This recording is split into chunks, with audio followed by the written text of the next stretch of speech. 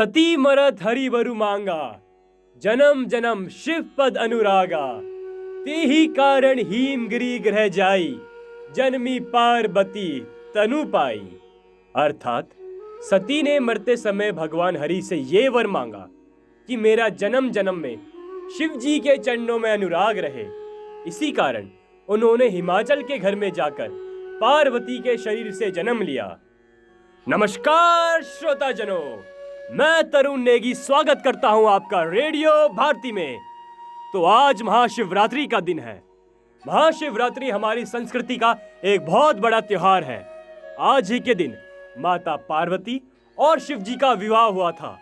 तो आइए आज माता पार्वती और शिव जी के विवाह की पूरी कहानी के बारे में बात करते हैं। जब प्रभु श्री राम अपने भाई लक्ष्मण सहित माता सीता की खोज वनों में कर रहे थे, तभी ऊपर से चुपके से शिव जी उन्हें निहार रहे थे।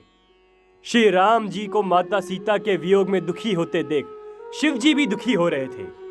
ये बात माता सती को बहुत ही संकोच में लगी कि उनके स्वामी एक साधारण से मनुष्य के लिए दुखी हो रहे हैं। जब ये बात वो अपने स्वामी से पूछती हैं कि हे स्वामी, आप एक साधारण से मनुष्य के लिए दुखी हो रहे हैं, ऐसा क्यों? तब शिव जी कहते हैं, हे सती, श्री राम कोई साधारण मनुष्य नहीं है, वो तो मेरे आराध्य देव हैं। और हाँ, श्री राम और कोई नहीं, स्वयं विष्णु जी के अवतार हैं। तो मैं अपने आराध्य देव के दुखी होते हुए खुद खुश कैसे हो सकता हूँ? माता सती को शिव जी के कथन पर विश्वास ना हुआ। उनके मन में अभी भी शंका थी कि एक साधारण सा मनुष्य महाविष्णु का अवतार कैसे हो सकता है। शिव जी ये बात जानते थे कि माता के अंदर अभी भी संकोच है, तो वो उनसे कहते हैं, हे सती, अगर आपके मन में अभी भी कोई संकोच है तो आप अपने अनुसार श्री राम जी की परीक्षा लेके देख लीजिए। माता सती माता सीता का रूप लेकर श्री राम जी की परीक्षा लेने के लिए गई। जब माता सती वहां गई तो श्री राम उन्हें देख पहचान गए कि ये माता सती है जो उनकी परीक्षा लेने के लिए आई है सीता के रूप में।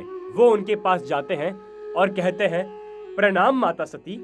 ये देख माता बड़ी हैरान हो जाती है और उनके सारे संकोच मिट जाते हैं।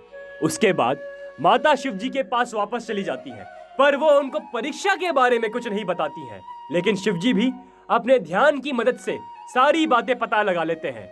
वो ये सब जान जाते हैं कि माता ने माता सीता का रूप लेकर श्री राम जी की परीक्षा ली है।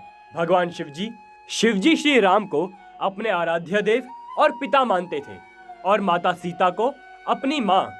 तो माता सती ने अब उनकी माता का रूप लिया है, तो वो अब उनको अपने अर्धांगिनी के रूप में नहीं अपना सकते और ना ही वो उनका त्याग कर सकते थे।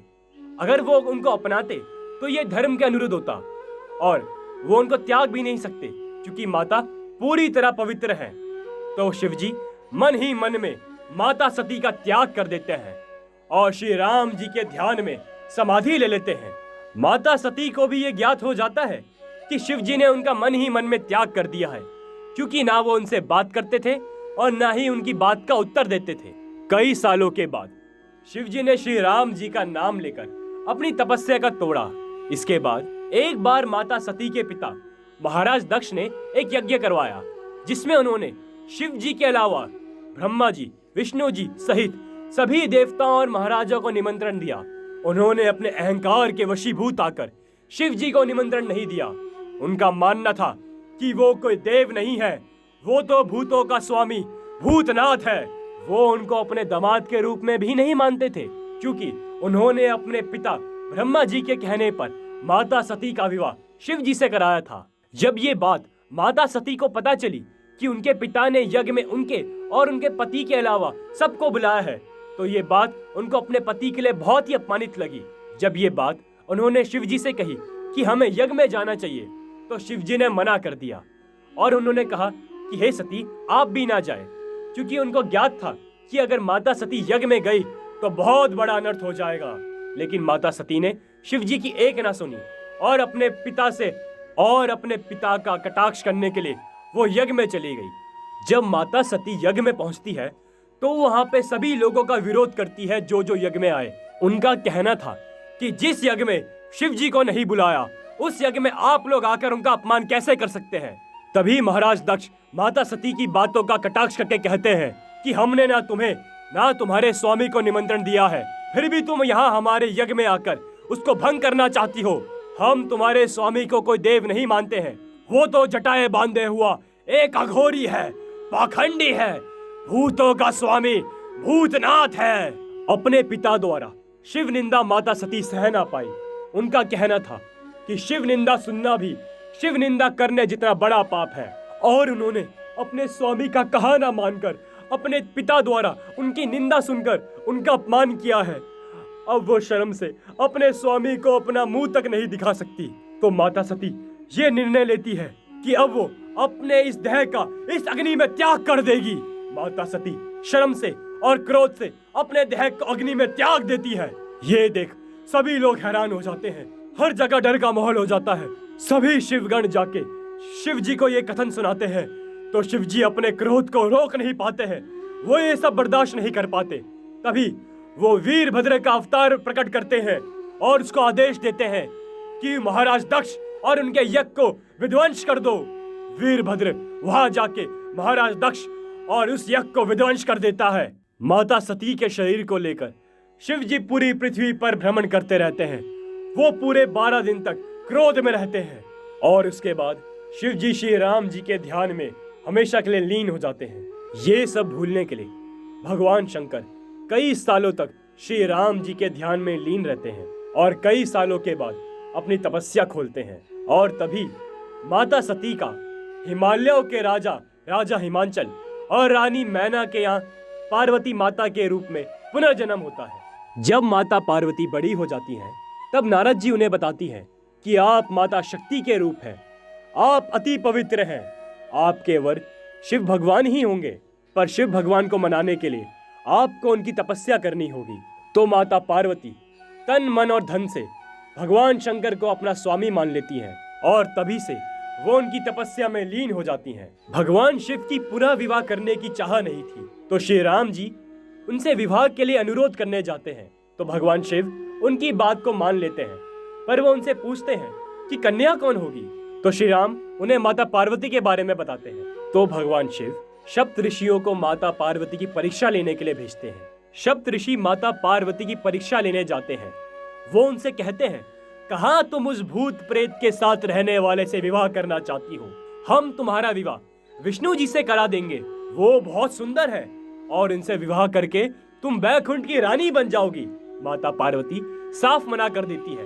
उनका कहना था कि वो शिव जी को तन मन से अपना स्वामी मान चुकी है, वो किसी और के बारे में नहीं सोचेंगी। ये सुनकर सप्त ऋषि खुश हो जाते हैं और वहां से चले जाते हैं और माता फिर से तपस्या में लीन हो जाती हैं।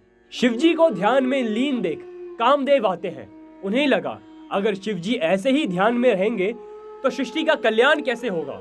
तो कामदेव शिव जी पे अपना काम बाण छोड़ देते हैं ताकि शिव जी माता पार्वती से विवाह के लिए तैयार हो जाएं।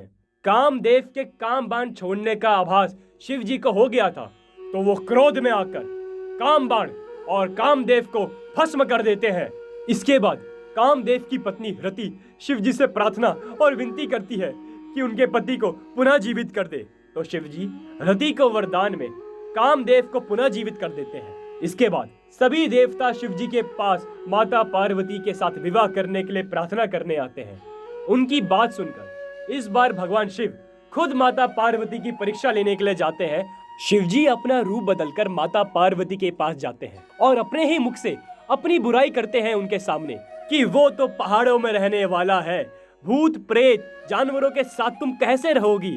उसका तो ना रंग है ना रूप है, उसके हमेशा बाल बिखरे रहते हैं, जटा बनाया घूमता है। तुम उस भूतों के स्वामी भूत देव के साथ कैसे रहोगी? इससे तो अच्छा ही होगा तुम अपना विवाह किसी और से कर लो। माता पार्वती कहती हैं कि आप कुछ भी कहें, पर मैं शिव जी को ही अपना स्वामी मान चुकी हूँ। मैं उनके अलावा और किसी से विवाह नहीं करूंगी। अगर मेरा विवाह उनसे नहीं हुआ तो मैं जीवन भर उनकी तपस्या करूंगी और कुंवारी रहूंगी। ये सुन शिव जी अपने असली रूप में आ जाते हैं और कहते हैं कि मुझसे आज तक न जाने लोगों ने क्या क्या वरदान मांगा, पर हे पार्वती तुमने तो वरदान में मुझे ही मांग लिया। अब मैं सदा के लिए तुम्हारा हूँ। शिव जी माता पार्वती के साथ विवाह के लिए मान जाते हैं। पूरी दुनिया भर में विवाह की तैयारी होने लग जाती है। हर कोई खुशी से नाचता और गाता रहता है। सभी लोग भगवान शंकर की बारात में आते हैं, पर बारात में आकर सब लोग हैरान हो जाते हैं और कुछ कुछ लोग तो बेहोश हो जाते हैं, क्योंकि वो देखते हैं कि भगवान शंकर के बाल बिखरे हुए हैं, जटाओं का मुकुट बना रखा है, गले में मुंडों की माला पहनी है और पूरे शरीर में भस्म लगाए वो नंदी महाराज के ऊपर सवार होकर आ रहे हैं। और उनकी बारात में भूत, प्रेत, असुर, दानव सब नाचते गाते खुशी में मग्न होते हुए आ रहे हैं। ये दृश्य लोगों के लिए बहुत ही भयानक था। इसके बाद माता पार्वती और शिवजी मंडप पर आते हैं विवाह के लिए। उस दिन पशु, पक्षी, जानवर, नर, नारी, भूत, प्रेत, दानव, असुर, देवता सभी खुश हो जाते हैं और उन्हें प्रणाम करते हैं। इस तरह माता पार्वती और शिवजी का विवाह होता है और उसी दिन की खुशी में हम लोग महाशिवरात्रि का त्योहार मनाते हैं। तो बोलिए पार्वती पते है, हर हर महादेव। तो श्रोतागणों, आज के लिए बस इतना ही। मैं तरुण नेगी आगे आप लोगों के लिए ऐसे और भी पौराणिक कथाएं लेकर आऊंगा। तो तब तक के लिए बने रहिए और जुड़े रहिए रेडियो भारती के साथ।